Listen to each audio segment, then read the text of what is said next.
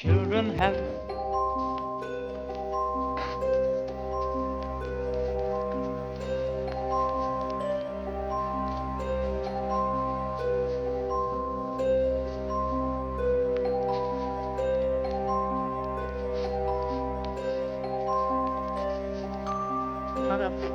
And then once you do that, the head fits right in the freezer real easily. Right in there. Which is just a great. Oh, hello, and welcome to It Hails from the Crypt. I'm Fred, and this is.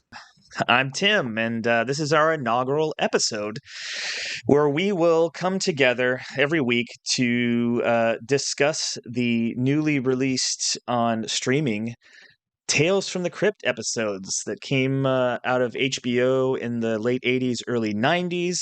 93 episodes are dropping on Shudder, and we are huge fans and are excited to take a week, every week, to discuss an episode. Was this the first way you discovered Tales from the Crypt? Was the TV show? Did you know about the comic book before? I did not. Okay. So how did you first encounter it? And I immediately ran out and bought the comics. Oh, wow.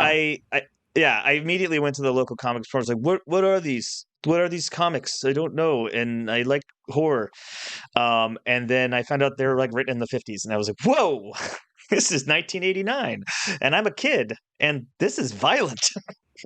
That's crazy. Yeah. So I first discovered Tales from the Crypt. My dad, grew up in the 50s. And his best friend that he went to law school with also grew up in the 50s, and they both collected comic books. And so in college, they were like, hey, remember comic books? And my dad's friend was, I still have all of my comic books. And we used to go over every New Year's Eve to their house, and he would, bring out, he had them all stored nicely, but he had the original Tales from the Crypt comics. So I was looking at these when I was, maybe way too young, 7 or 8 years old. And I remember an adult showing them to you, so yeah, and even a parent, no less, right? Yes, so I was that's how I discovered Tales from the Crypt. He had the famous issue with the severed head that was on the cover, and talked about how this got banned, and this blew my mind as a 7 or 8 year old kid.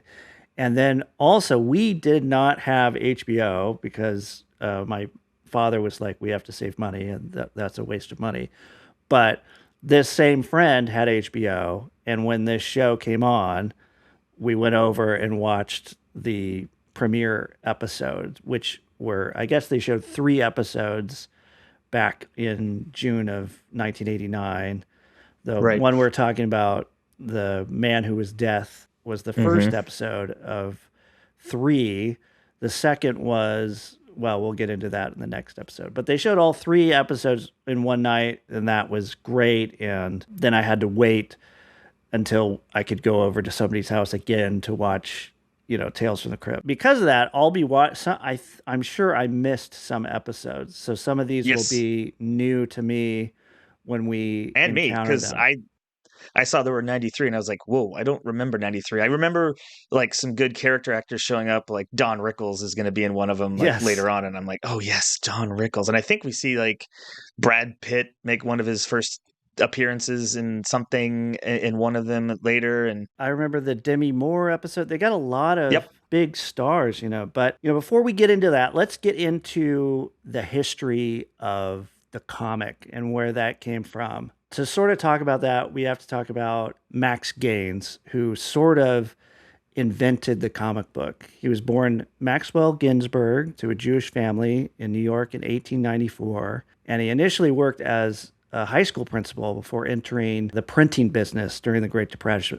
And he ended up being a salesman for this company called the Eastern Color Printing Company. And they printed all the like Sunday comics, for the newspapers. And Max had this idea, let's bundle these comic strips together, these Sunday pages, and staple them together as a book, and we'll give them away from like Standard Oil and Procter and Gamble and companies like that. You would save box tops, and you would get this pamphlet that was basically just stapled together Sunday comic strips, Oh wow! So that was like the first anthology in a way. It was the first anthology, but also like the very first comic book. And Oh then he wow! got the brilliant idea to put these on newsstands and put a sticker that says 10 cents on them. Handed them out to newsstands, came back, and the newsstand was like, "These sold out. Like, give us more." That was the beginning of comic books. Was this process, and this was I think 1933 was the first four-color saddle-stripped newsprint pamphlet, which he called "Funnies on Parade." Funny as so like And Popeye or something was in it there. was, Not yeah, Kathy. it was it was Kathy pre-Kathy. out yet? Pre Kathy. Kathy didn't make it. So yeah, Ah. it was like Cats and Jammer Kids and really early comic strips. Mhm. And from that, he went on to create a publishing company devoted to creating original material for the comics. And that was called All American Publications. He started that in 1938. They created Green Lantern, Oh, Hawkman, Wonder Woman, and eventually they were really successful. And eventually he sold it to national publications, and those two companies became DC Comics. Max had this idea that like now I'm going to do serious comics with this money. I think he sold it back then for like $1 million, which was a okay. huge amount of money. $1 million You know, in 1930s money. in I think 1944 money. And Oh, he okay. was going to start this thing called educational comics that were like stories from the Bible, American history, the science, science comics, all the things Feels that like we're gonna make a hard pivot soon. yes. So this was not a huge success. For some reason kids were not like knocking down the door to like read about. I want to learn about Genesis. And so it was sort of failing. He added some like funny animal comic strips, but he was still a very wealthy guy. He had a boat and he used to go out on Lake Placid. And then in 1947, he got into a tragic crash. He and another boat smashed into each other and he died. Oh, it wasn't a giant alligator. It It wasn't was the giant a Lake alligators Placid. that Betty White was, feeding. Feeding didn't feed It him. was this terrible boat accident. Oh, And then his son, Bill Gaines, in 1947, he was in college to become a chemistry teacher. And his mom was like, "You have to take over the family business. We're $100,000 in debt because of your dad's educational comics." And so Bill Gaines takes over. And he kind of hated comic books. He was not into comics at all. this is like every kid's dream. And he was like, "No, Nope. I want to be a chemistry teacher. This is my goal." This is where the money's at. But also, his dad, Max, was really mean to him as a kid. His Mm. Max Gaines had like a childhood accident where he like fell on a fence or something, and so he was in constant pain all the time apparently, and just took it out on his son, Bill, and would say like, "You're never gonna amount to anything. Like you're a Oh, failure." And so he had all this like trauma associated with his dad and comic books. So he kind of like hated comics. So at first he came in, "Yeah, look, whatever. Whoever's managing the comics now, keep managing it, and I don't really care. Also, these comics suck. Like I don't, I hate reading no, them." zero fucks to give. Let's tank this thing if we have to. What can we do that's crazy? He was trying to, get his mom out of debt. That was the basic thing. We're $100,000 in debt in 1947. Yeah.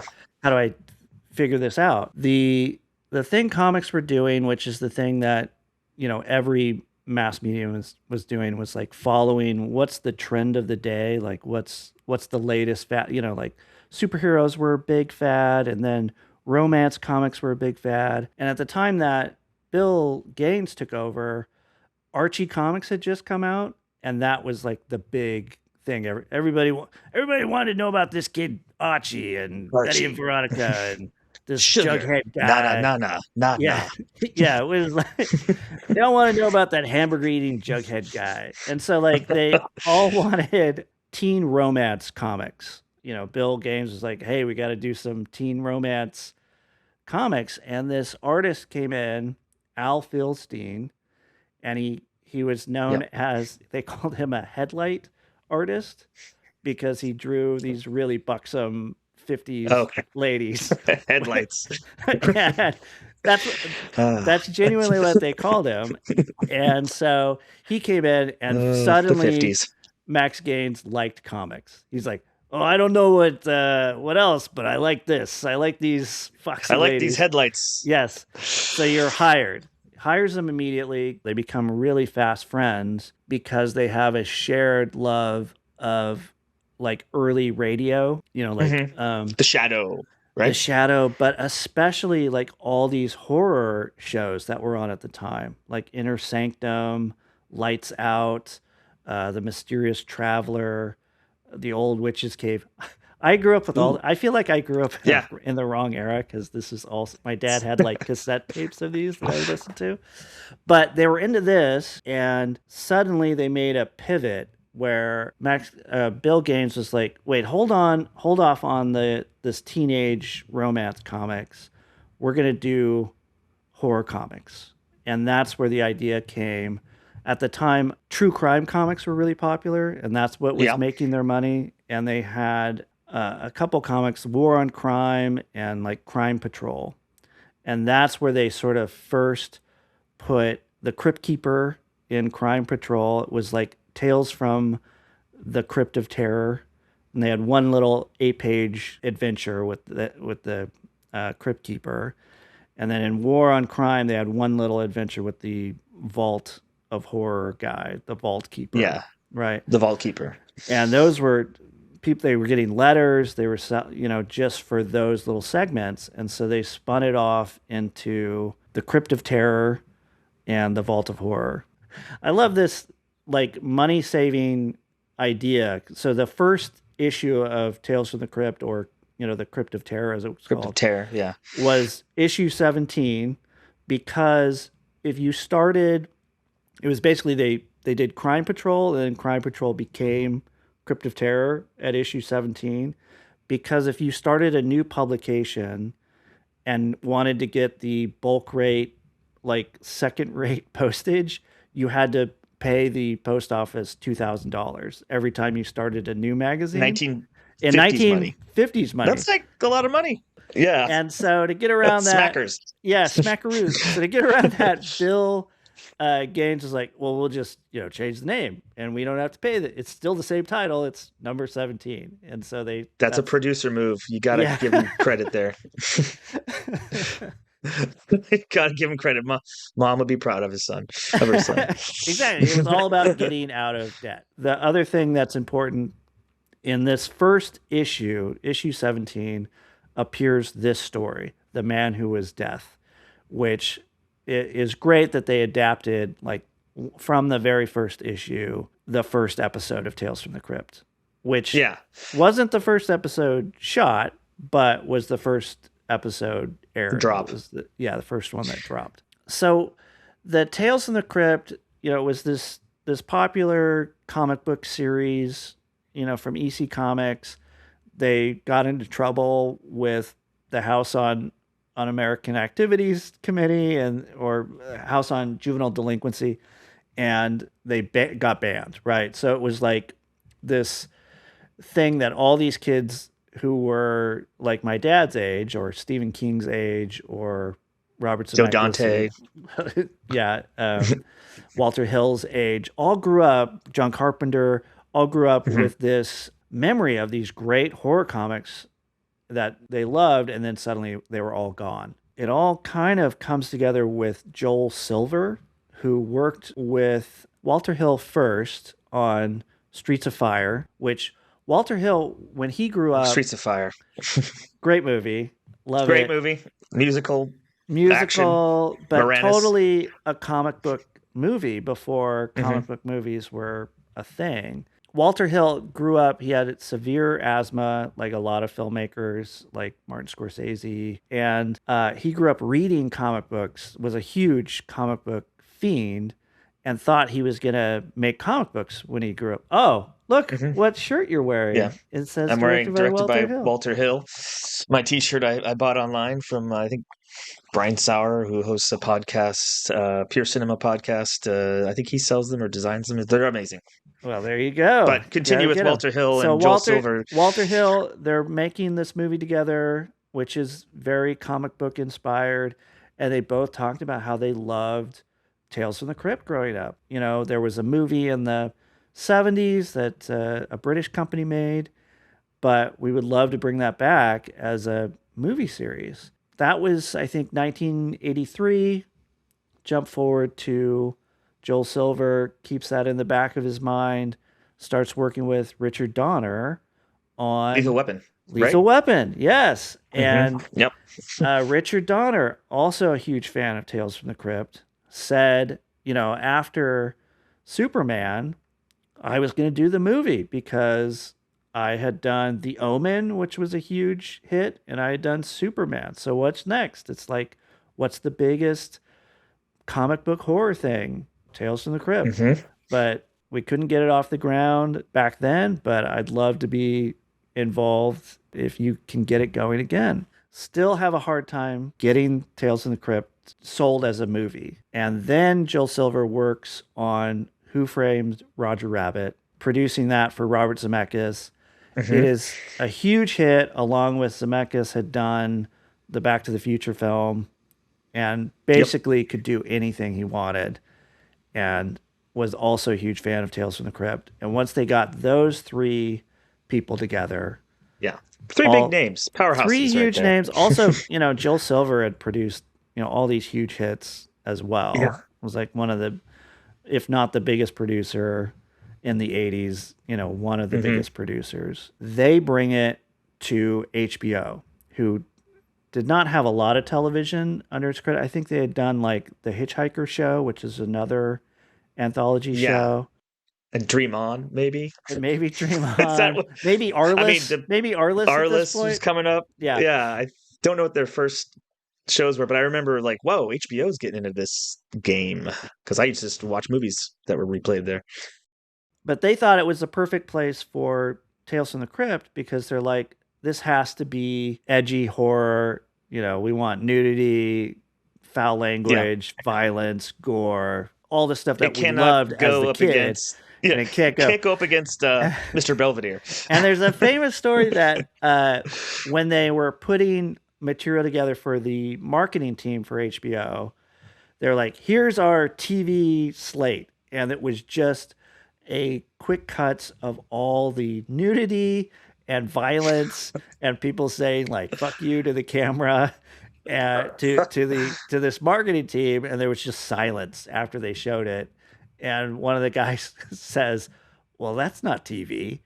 And then the marketing guy goes, no, it's HBO. And then that's how they Oh, came up with their boom. thing, all from like how terrible the material in Tales of the Crypt Yes. was. Let's just sell this to the delinquents. Da, na, na, na, na, na, na, na, na, na. That's the theme for anyone that's below 35.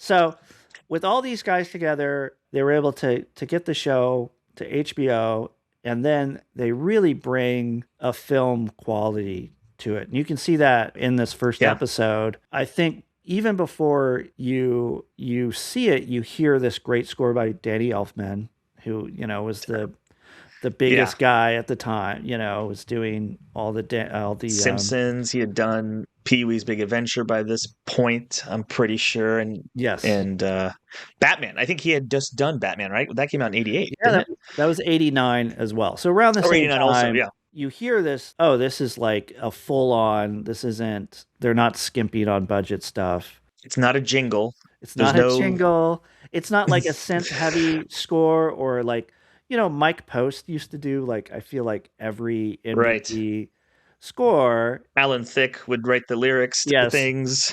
But they weren't like, you know, a full orchestra. It was usually like a keyboard and synths, Mhm. you know, which is John great. Tesh feel. Yeah, had a very John let's play some basketball. Da da da da da da da Yeah. da. Give me the ball because I'm gonna dunk it. Yeah, it's all that kind of stuff.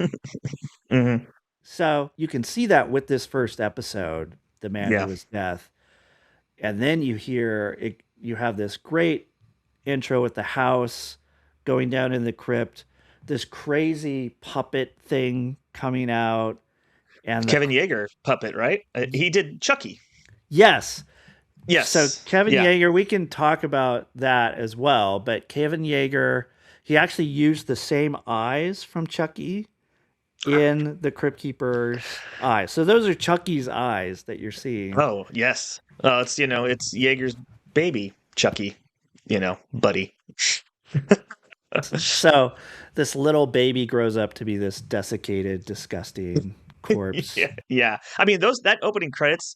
When I used to watch this as a kid, I would cover my eyes when it got to the Crypt Keeper about to pop out, even though I knew it was happening. It's kind of goofy when you look at it as an adult because it's a puppet and it's just this pun-heavy creature that's obviously puppeteered by a few folks, and has a good voice. But yeah, that used to freak my brother and I out when we'd stay up late and watch it. But let's get into the comic because you sent me the comic, The Man Who Was Death. And I'm assuming you had not read it until till recently, right? Yeah. It's Yeah, not a I had super popular one. No, it's not like it's not like zombies and stuff are running around. There's a bald man in a smoking jacket with a parlor of murder murder weapons. It's a lot of fun, but yes, it definitely doesn't hit the horror. There's no monsters in it except for man, the worst monster of all. Like I said, it came out in the first technical issue. It was called Crypt of Terror 17. It was the second story in there. The interesting thing about it is it's written by a guy named Gardner Fox, who was a DC Comics writer. I mean, most famous for he created The Flash, he created the Justice League of America, created Hawkman. It's pretty big A pretty characters. pretty big character guy. He also wrote, I'm not kidding, 1,500 comic stories. And Okay, that's a lot. And he's not even the number one writer. There's another guy who wrote even more than him, but he's acknowledged as the second most prolific comic book writer of all time. Wow. So that's a good get for your first. Right. So he had worked for Bill Gaines' dad. Max Gaines created Hawkman and The Flash for him, and just turned out this 8-page story that's basically a just desserts kind of story. It's what Tales from the Crypt would kind of be known for, is people doing terrible things and getting punished for them. In a Yes, that's what's kind of very ironic way. Yes, that was I think one of the biggest appeals to me reading these later when I was a kid after I'd watched the show, and just why I liked the show. I like that ironic ending. I like a little bit of a twist or something that kind of like goes, oh, the tables have turned, and it's kind of fun to watch the bad guy suffer a little bit. Yes, it's a very like film noir, I think, holdover, because I think their origins are in these true crime and crime comics, where it would always be a couple conspiring to like murder her husband for life insurance or something, and then they're murdered, or there's always a downfall or a comeuppance, I feel like, in a Tales from the Crypt story. And that's kind of great for their first episode. They picked this one, the Man Who Was Death, because I think it's a perfect sort of comeuppance tale. Yeah, it's like a pretty. How would you describe the story of the comic? And then I have a couple of the the frames, the panels that I just think are like choice that I saw when we read it. But it's an executioner who loves his job, but he's running out of. He all of a sudden is hitting a dry spot. Not enough people are getting sent to the electric chair, and so he's got to go out and do the work on his own. He sort of becomes an independent contractor as an executioner. And what I like is that he uses electricity. That's like his like gimmick, because you could, there's a lot of, there's easier ways you could kill somebody if you wanted to kill. Like he goes after what he thinks are people that should have gone to the electric chair that Yes. somehow got off or whatever. And he's like, when you set up his character, he's done it all though. He's like done the gas chamber. He's like going around the country doing like a US tour of like, he's like, well, in this state we do the gas chamber. Oh, he's like, yeah, I could adapt to the gas chamber. And then he's like, in this one we do hanging, so pull the rope. I could pull rope. But then when his boss says, I quote, "Nothing much doing for you, Edgar. People are behaving themselves." That's just a nice shortcut to like, Yes. the well has run dry. And his response is, well, that won't keep up. There are always people going off their trolley. I'm not worried. But as days went But by, you know what? Christopher Jones, not guilty. Arthur Boway, not guilty. What's the matter with these juries anyhow? Yeah. And I like As the days went by.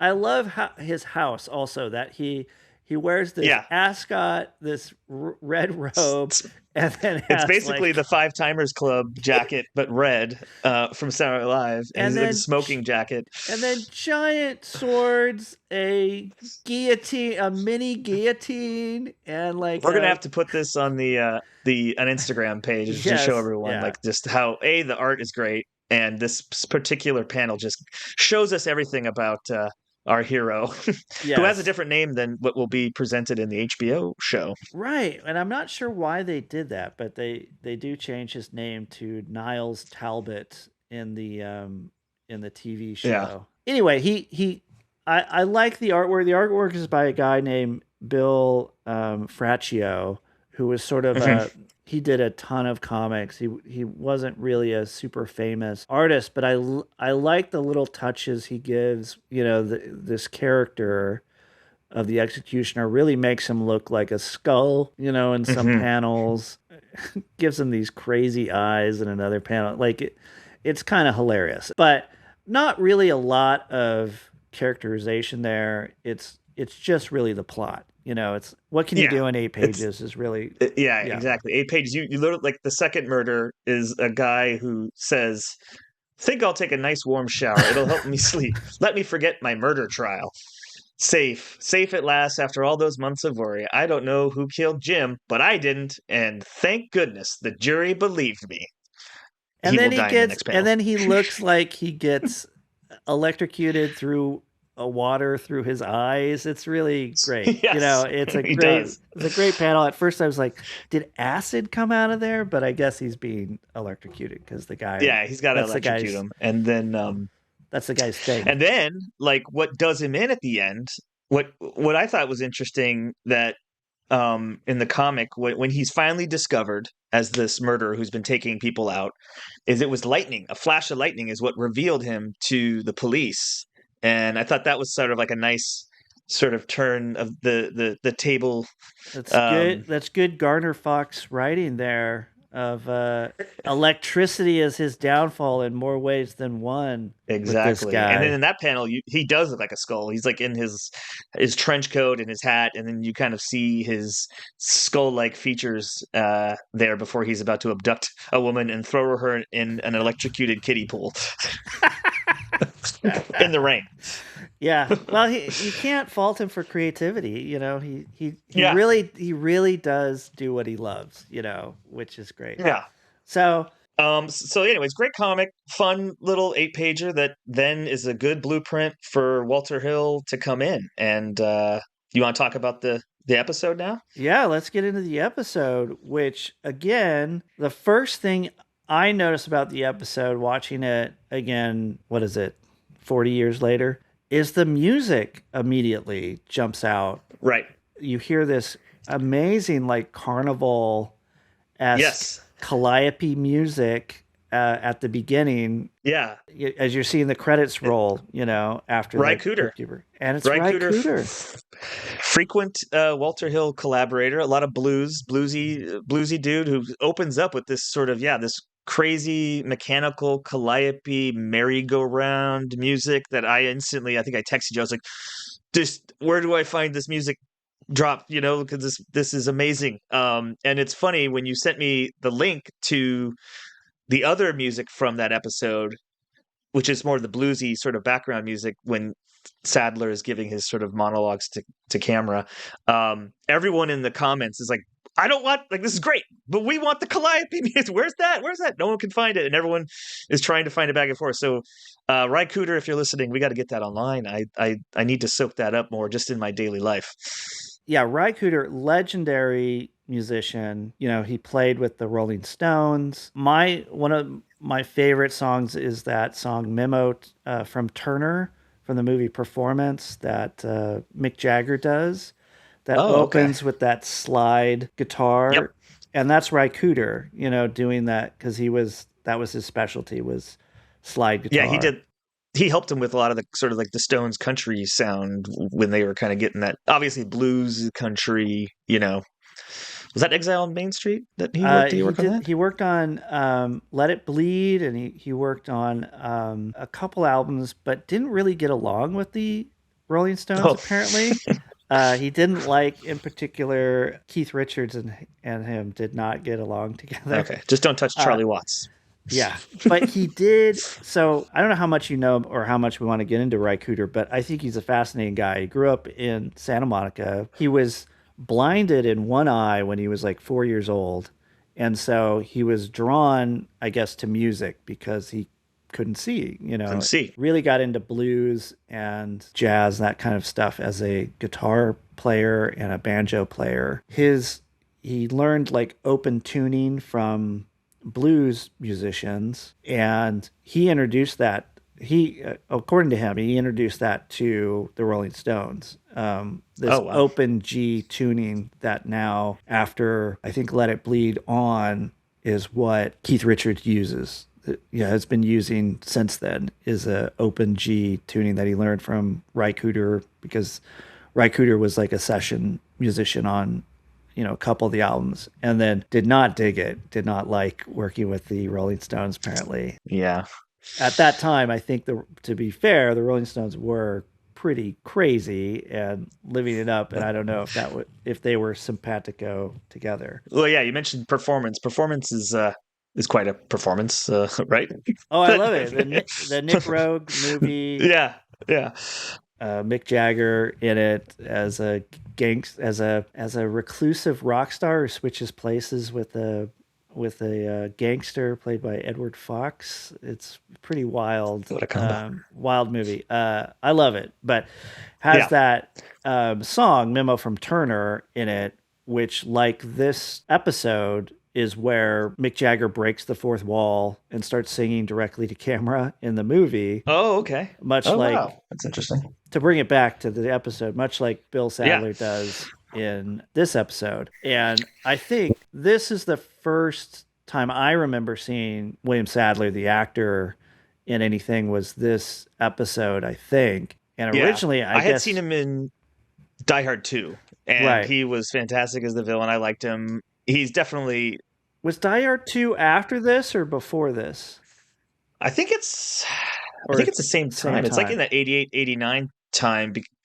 Obviously, Alan Rickman and him are two different villains. But I thought he was still just like this cold. He was like a military guy that was kind of hijacking stuff. But like, he just has a face. He's got like just a chiseled, perfect like mug for lighting. He's got like an old 1940s look, which is perfect, I think, for Tales from the Crypt.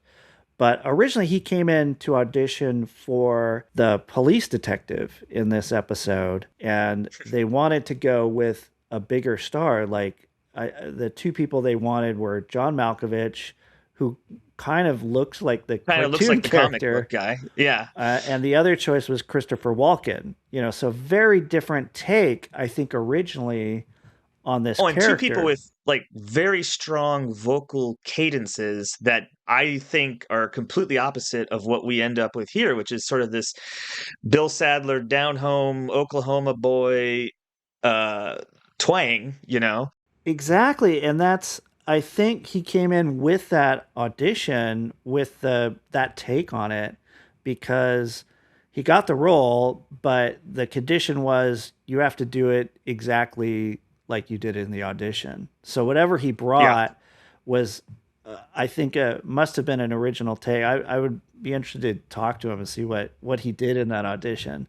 that. It's interesting to see like these differences between the comic, because obviously like it's very, on the nose and, mustache twirly in this comic, but then he brings this sort of like, I don't know, you can kind of like, it's very disarming when he's just like talking to you and talking to Cameron and Ferris Buellering you, as becoming like very like, this is our movie. Like you and I are, I'm going to espouse my philosophy on death and people. And he's never talking to a human.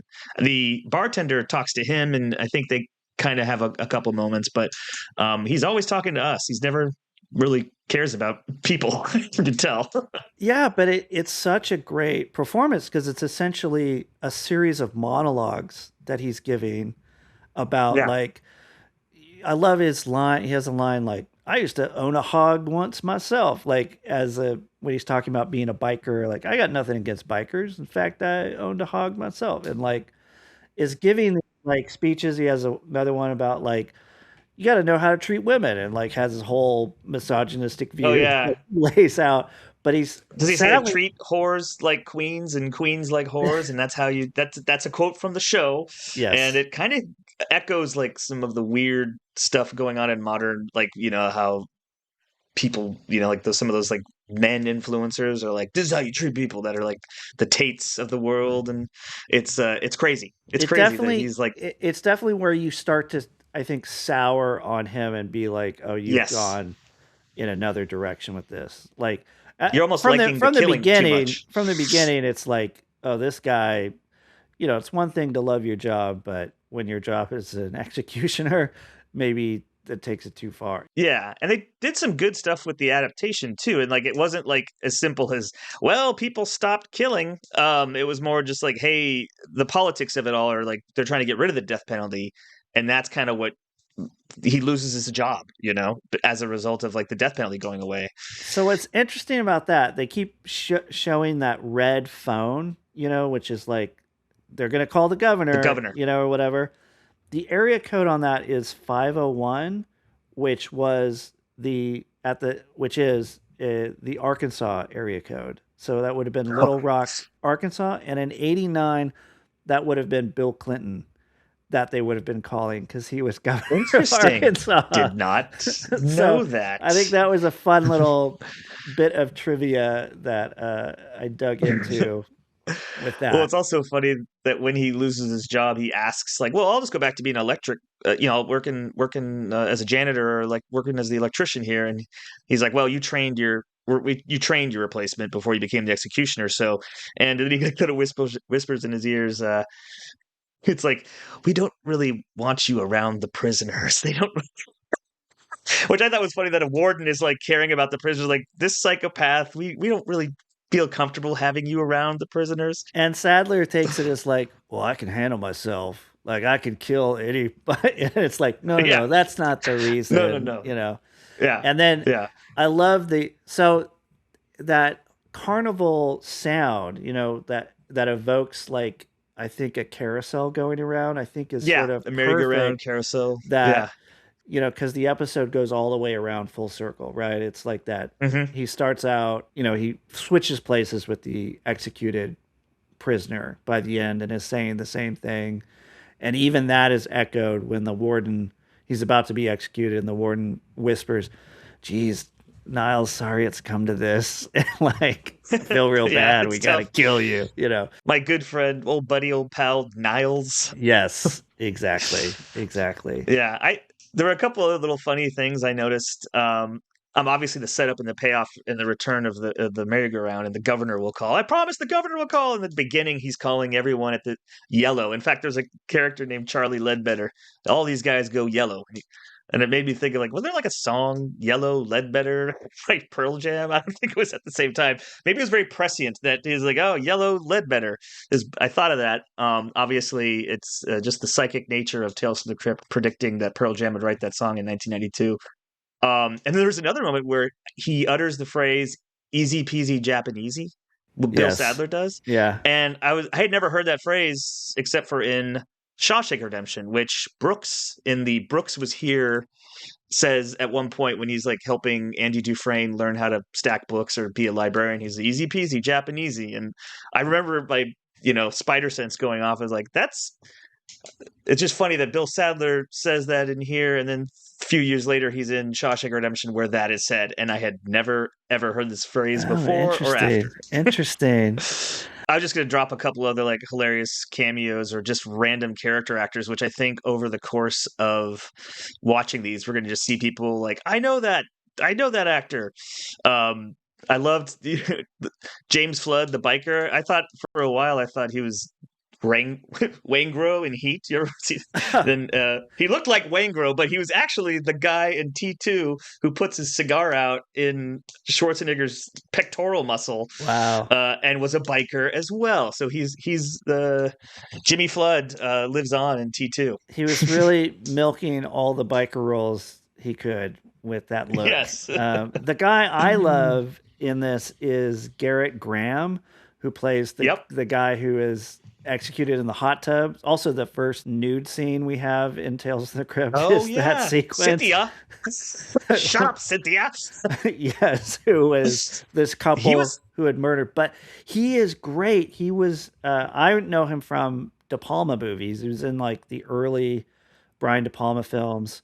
And his beef in Phantom of the Paradise, which is where I think he gets electrocuted as well. Where he gets electrocuted as well. So that ties him in. But yes. Yeah. And Cynthia, I was like, who's Cynthia? How do I know Cynthia? And she was like the face of Virginia Slim's cigarettes. She was like a supermodel back in the day. Garrett Graham also was in Used Cars, which Robert Zemeckis directed. Oh yeah. As like the very like he's the superstitious salesman. Yeah. Who has the lucky rabbit's foot and all that stuff. And he has a great scene in Used Cars where he puts a rock underneath the car that they drive over and then pretends like they've run over his dog. Oh, you killed my dog. You killed my dog. And they're like, we have to buy the car now. We killed his dog. And, they're really great scene. The other thing I want to mention about Garrett Graham, he wrote, I think, a few episodes of The Twilight Zone as well, and appeared in a Twilight Zone episode of the 1980s reboot, which I think has one of the scariest opening music scores that the guy from the Grateful Dead redid the Bernard Herrmann score, Bob Weir, and Garrett Graham apparently did songs with Bob Weir of the Grateful Dead as well. Wow. A very interesting career this guy had, also being... And he's Bud the Chud, too, right? And he's Bud the Chud. Chud 2? Yes, in Chud 2. Yes.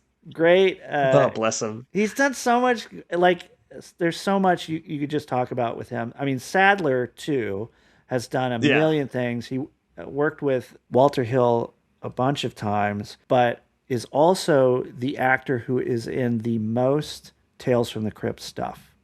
So he's in Demon Knight for sure. He's in Demon Knight and he's in Bordello of Blood. He's in this episode. He's in another episode of this. And so he appears 4 times in Tales from the Crypt, which I think is more than any other actor. And he plays Death. He's the man who was Death here, but he plays Death in Bill and Ted's Bogus Journey. And in the new one. They brought him back. Oh. One of my favorite lines as a kid was him playing Battleship with Bill and Ted, and he goes, "You sunk my battleship." Yes. I love him. Great actor. He started on the stage, was a stage actor in New York, did a lot of journeyman stuff. But I think this episode and Die Hard 2, which I think you're right, it was about the same time, were his big breaks and led him to do a bunch of other stuff. He was on Roswell for many seasons as a lot of TV. His IMDb page is insane. It's good. This guy, he should keep working. We need more actors like him that are just. Yeah, and he seems I don't think he ever phones it in. He just brings this sort of really interesting. He's become, I think, he was part of Walter Hill's repertory. Like they did a bunch of movies together. One of my favorites they did together is a movie called Trespass with Ice-T. Oh yeah, Bill Paxton. Great. And Ice Cube. Is Ice Cube and Ice-T are both in that? Two ices, I believe. Got 2 ices with that, but it's like a gold hunting movie where they find gold. It's very much feels like an update of a Humphrey Bogart type movie from the 40s. Yeah. Like they updated with one location, yes. intrigue and mystery, and people double crossing each other. I Yeah, love I it. haven't seen that It's since I was a we kid, should and I just revisit loved. that. It's Yeah. one of my favorites as a kid. And then he worked with Frank Darabont a few times in The Mist and, like you said, Shawshank Oh yeah, and Shawshank, obviously. Yeah, Green Mile. So he's obviously a guy that like a few people keep pulling him directors are back in. like, yeah, this guy's solid. He could do anything because he plays all kinds of different characters too. Like the Yeah, role, as Death in Bill and Ted's Bogus Journey is about as far from right. That's a what I thought police was, I guard think, in very Shawshank. jarring Yeah, for me. yeah, Yeah, very jarring for me to see him go from being the baddie in Die Hard 2 to him having like impeccable comic timing and working with these, like, the doofuses of Bill and Ted. It was just a lot of fun, and the fact that it seemed like he's having a great time, and yeah. I feel like he just seems like a performer that brings a lot of joy and does not phone in a performance and will give you the best. Yeah, more stuff with him. There was another character actor I noticed, the barkeep, Yes, Roy Brocksmith, who I yes. remember from I think the last thing I remember him was in Arachnophobia. I believe a spider crawls out of his nose or mouth after he's been killed by the spider. But I remember him from Total Recall. And it's weird because in this, he's the guy that kind of I think gives Sadler the idea to go, because he's kind of like lamenting getting fired and he's drinking at the bar. Right. And then the bartender's like, yeah, it's a shame that all that talent's going to go to waste. And you're kind of like, oh, are you the instigator to now the psychopath kind of jumping Very into the true. sort of Very world of true. independent killing? Yeah, independent So I contracting murder. Yeah. obviously, there's a lot of great puns that show up in this as well. The Crypt Keeper. Do you have anything else on the episode that you Well, want to I talk was going about to before we talk go to a the sort of little. the bookend? I wanted to talk a little bit about the visuals and how strong they were. Like, Oh yeah. I think having you can tell Walter Hill loves comic books, and the framing from the beginning, it's all these like super wide lenses, very dramatic Hmm. angles. Like the camera's in the ground a lot of times. It looks like the opening reminded me a lot of Orson Welles' The Trial, if you've ever seen that, with Okay. Anthony Hmm. Perkins with all this chiaroscuro lighting through the bars and stuff. And John Leonetti was the DP on it, who was the son of Matthew Leonetti, who shot a ton of Walter Hill's movies. He shot like Extreme Prejudice, Red Heat, Yeah. Johnny Handsome, which I think they were shooting at the same time as this movie. Right. And this was the opportunity because John Leonetti was his dad's camera operator, and so this was a chance to like you can be the director of photography for this episode, and that started him I think on his career as a DP in and of himself. His dad also shot Poltergeist and Oh, Commando, like a lot of classic stuff. classic 80s. Yeah, Yeah. classic 80s stuff. And John Leonetti, you can see his camera operating if you watch this episode. There's a lot of long handheld takes, like where they follow Hmm. the guy all through the jail to the execution Yeah. era, and there's the great shot through the go-go dancing, the strip club, Yep. where I love that Sadler gets bumped really, hard by one of the extras, like, and takes Yeah. it and like Yeah. uses it Keeps as playing. keeps playing to it. Well, the way that they shoot that, sort of going down the sort of alley of the hallway of this on the way to the chair, is like, it's very claustrophobic. It feels like you're being shoved yourself to the chair, so you're already feeling like, oh, am I going in the chair? Am I gonna be electrocuted? So they kind of create that with just how close the handheld is with the sort of parade heading its way off to death. Yes, the parade atmosphere. It's like, to me, I think that whole carnival music Carnival. Yeah. is like there's I mean, this is sort of a crazy reach, but there's a movie called Loughran, which is it uses the merry-go-round as a metaphor. Like there's a narrator who's like, we're all on this merry-go-round together, and like it's all Hmm. these vignettes of like one lover going to another lover, going to another one. And I feel like Ry Cooder picked that up, the cyclical storytelling, and was like, that's the Yeah. theme.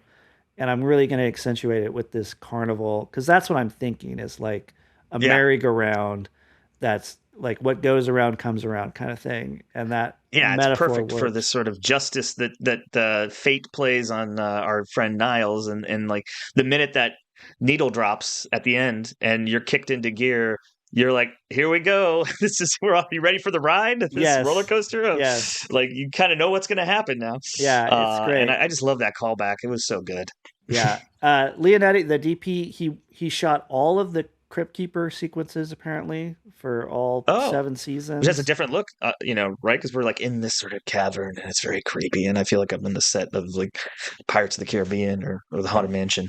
And then he went on to photograph the Conjuring movies and direct. Oh, He directs now. He directed Annabelle, so he has oh, a okay. very horror, deep horror background. He did Insidious as well. Like he did a lot Oh, of cool. the newer horror films. So deep cuts for what Yeah, I would just wanted to say that like Walter Hill was bringing his A game to this material. Like this feels like I'm not doing TV. I'm doing another one of my movies, and these are like all of the people that work on my movies, and I'm just gonna bring them onto a TV show. And so, yeah, and it feels like that's we're gonna see that with Tales from the Crypt, where it's gonna attract that talent. It's like you said, like Demi Moore showing up in a few episodes, and we got like Schwarzenegger directing, and Tom Hanks and Michael J. Fox direct episodes. Like, these are like some of these great actors getting their first chance to direct, right? yeah, which was, well, what was really rare about the show in general was that, and we can talk about this when we see our first like big star, was that not a lot of big movie stars would do TV back then. It Yeah, was like seen as like a step down. But I think because of who was involved, Walter Hill, Richard Donner, Robert Zemeckis, and that it was done at a high quality. Like it was like little movies instead of like TV episodes. Like nothing is lit flat and boring or like a sitcom. yeah. It's lit like a movie and it feels like a little movie instead of doing TV. So I think from early on, HBO was trying to say like we aren't doing television. We're doing something, more than TV. You're getting movie quality out of this show. Yeah. Yeah. I love it. I'm excited to really be diving into this.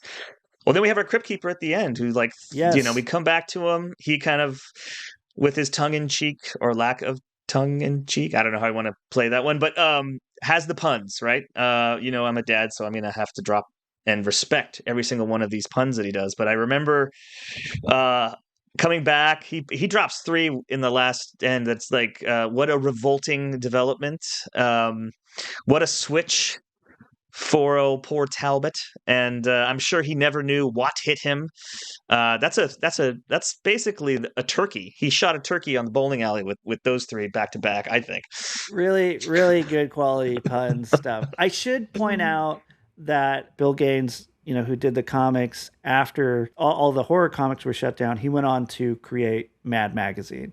So I think a Okay. lot of the Crypt Keeper shows up in Mad Magazine, that kind of pun Yeah. humor stuff, but also Puntastic.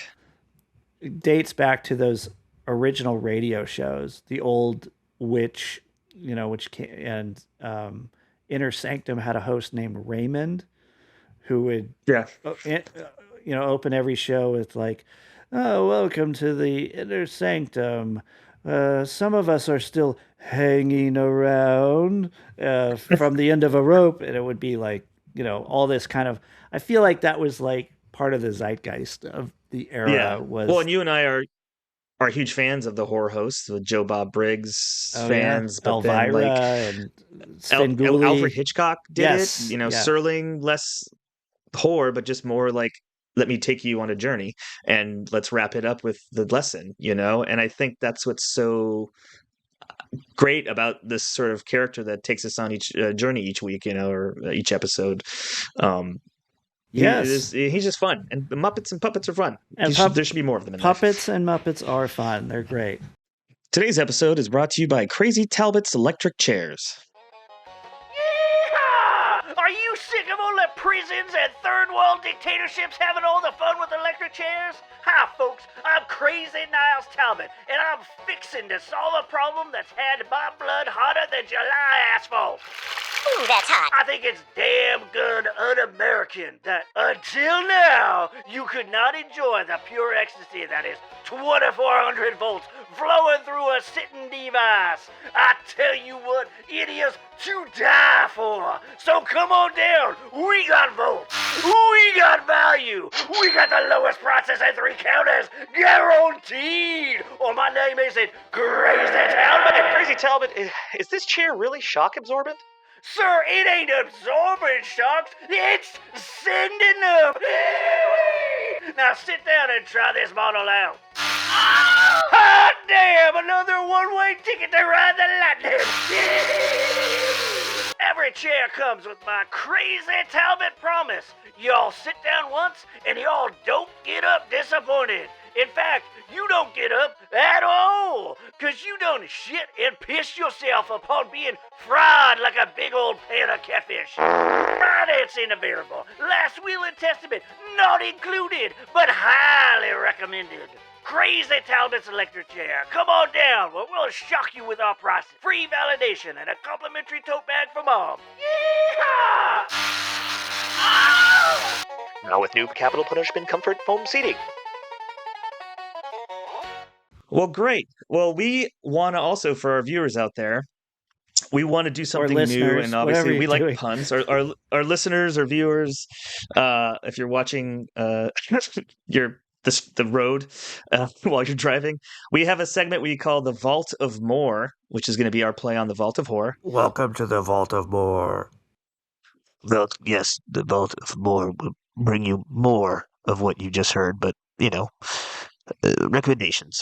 So it's going to be Fred and I kind of recommending something blindly to each other. We may have seen it. We may not have seen it. We may have want you, the listener, to see it because it's exciting us. And it kind of relates for me. I'm gonna take a cue from the show for my recommendation, whether you want to or not. I'll let you go first, or you want me to go first? You go first. You go first. You go first. Okay. I'm going to recommend for you, Fred, and I know you've seen it because you've seen everything, but watch it again. It's by Walter Hill and music by Ry Cooder. It's called Southern Comfort. And yes. To me, it's like another, it kind of feels like a horror film, but it's not. It kind of feels deliverance-y, but it's basically a bunch of National Guardsmen kind of go out on a weekend retreat to do like a training exercise because they're obligated to as, folks that have served. And they enter the bayou. And, they got their guns and uniforms, but their guns don't have any ammo. And they kind of represent this ultimate authority, but they come across these locals that are just kind of like doing their own thing. And they instigate their own demise in a way because they steal their boats and they shoot at them blindly, thus pissing them off and then bringing revenge. It's Powers Booth, right? Powers Booth is the star. Powers Booth, great. Keith Carradine, a lot of great character actors like T.K. Carter from The Thing is in there, yes. And I love Fred Ward. Fred Ward shows up. Love Fred Ward. Is it Lewis Smith that was in Buckaroo Banzai? Yes, he's the one. He had a look. He's kind of like the more sort of cool, younger, hip dude of the group that is slightly crazy. Some good deep cuts there. And then Brian James plays one of the sort of Cajuns. And we love Brian James because I think this might have been before Blade Runner or the same year Blade Runner came out because he's one of the replicants in Blade Runner. Well, Blade Runner was 82, right? So was this... Yeah, I think was this around the same time?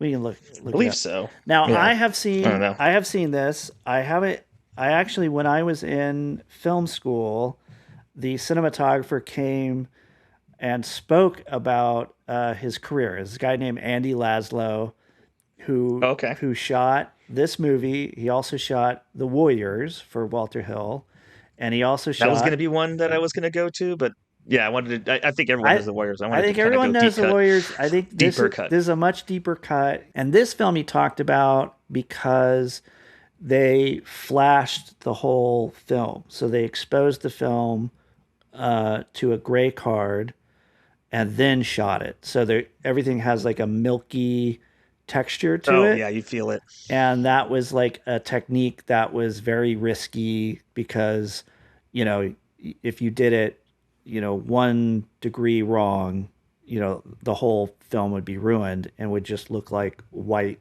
mush. And so he said it was very challenging. He said it was the most nervous he's ever been shooting a movie was shooting. I would imagine, because if the dailies come back and your day's work is white craziness. Exactly. He said, but it looks great because it feels like, it's the bayou, which you think is this sort of hot, muggy swamp, but it feels very like it's bayou in the fall. It's got a very like just cold morning bayou muddy feel. It doesn't feel like sweating and it's obviously these are sweating. It feels like the bayou in the winter, in a weird way, because there's a lot of fog. I remember in that. I got to revisit it. It's been like years since I've seen that movie, but a good recommendation. I love it. Yeah, and it's like a lean 85-minute film too. It really jets Is through. There a new, and again, is there a new transfer of it or a new release of it? Yeah, I got the 4K. Ooh. It's a Vinegar Syndrome version, and I'm holding it up right now. And great and cover I think art. Walter Chaw does like a commentary track, and he wrote. Walter Chaw wrote a book about Walter Hill. I think he's a big Walter Hill head. And who is it? Is kind of an authority on him. So come on. yeah. I got the T-shirt. I got this. I'm dropping the book about Walter Hill by it. Walter Chaw. So, all right, I'm gonna have to pick up that because we both love physical media. I'm gonna have to pick up that 4K. And check it out. My recommendation is 2, and they're kind of off the wall.